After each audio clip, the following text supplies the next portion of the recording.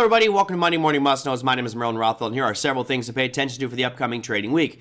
Now, last week, the markets were kind of shocked a little bit with the earnings announcements. Goldman Sachs posting really bad earnings, and that comes on the heels of so many financial firms reporting great earnings. So we had this kind of mixed outlook last week. This week, it gets a little bit clearer because we start to see a lot more sectors reporting earnings. So let's start there with our earnings calendar. We have 522 companies reporting this week. Start things off on Monday with some names you might recognize: Synchrony Financial, Logitech, and Baker Hughes. Tuesday brings some bigger names: Microsoft, GE, Verizon, Johnson & Johnson, Lockheed Martin, Intuitive Surgical, and Union Pacific. So quite a huge spread of different companies, industries, and sectors there, but it gets even better on Wednesday. The big name, the most volatile one of the week, going to be, thank you, Elon Musk. We've got Tesla reporting earnings, AT&T, Boeing, IBM, Lam Research, Abbott Labs, and Freeport-McMoRan for you mineral and natural resource fanatics.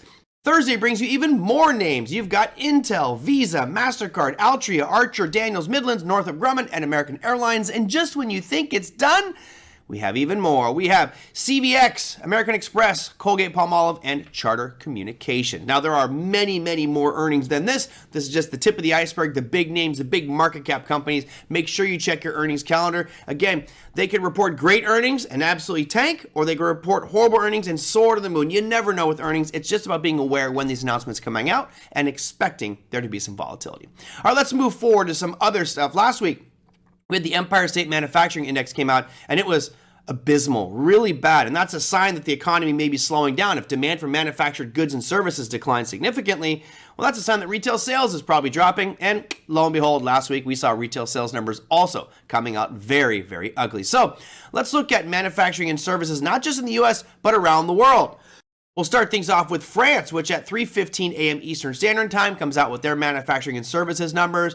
15 minutes later, Germany at 3:30 a.m. After that, you've got at 4 a.m. the EU were reporting their manufacturing and services numbers. Followed up at 4:30 a.m. Eastern Standard Time, you get the UK, and drumroll please, at 9:45 a.m. Eastern Standard Time, the United States comes out with their manufacturing data. Now, again, we don't know which way this data is going to go. It's just important to know that at 9:45, which is going to be 15 minutes into the trading session, you might see some very volatile swings in the market based off the release of that data. Oh, but wait, there's more important data coming out this week. We'll look at things like GDP, right? Want to see what the growth of the U.S. economy is. Well, maybe it's starting to slow down. We saw that with some of the manufacturing data, retail sales, housing, things starting to drop. Well, on Thursday at 8:30 a.m. Eastern Standard Time, we get the advanced GDP number, and that is expected to decline. You can see on the hard red edge there, it says 2.6.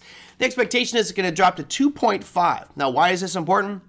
Well, if we want our markets to do well, we need economic growth, and we need things to be moving to the upside, and that doesn't really appear to be happening. It actually looks like we're going to see a slight decline in GDP, which may put a little more pressure on the Fed with regards to their interest rate policy.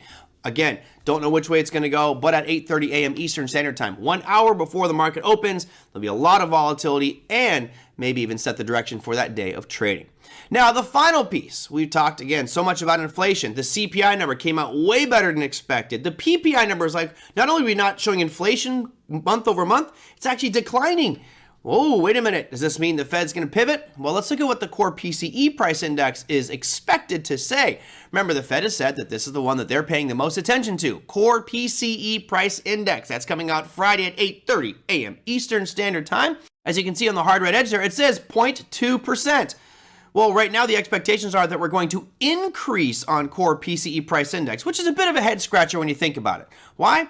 Well, if CPI numbers have been much lower than expected and PPI numbers are much lower than expected, then why is core PCE price index expected to increase?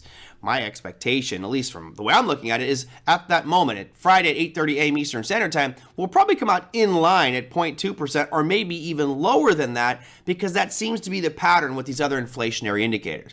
Again, don't know which way it's going to go, but we've got four major things with 522 companies reporting earnings. You've got inflation data, you got GDP number, and manufacturing and sales for a large part of the world, which will create a lot of great, fun trading activity this week. Be careful out there, my friends. We'll see you next week on the Morning Must Knows. Take care.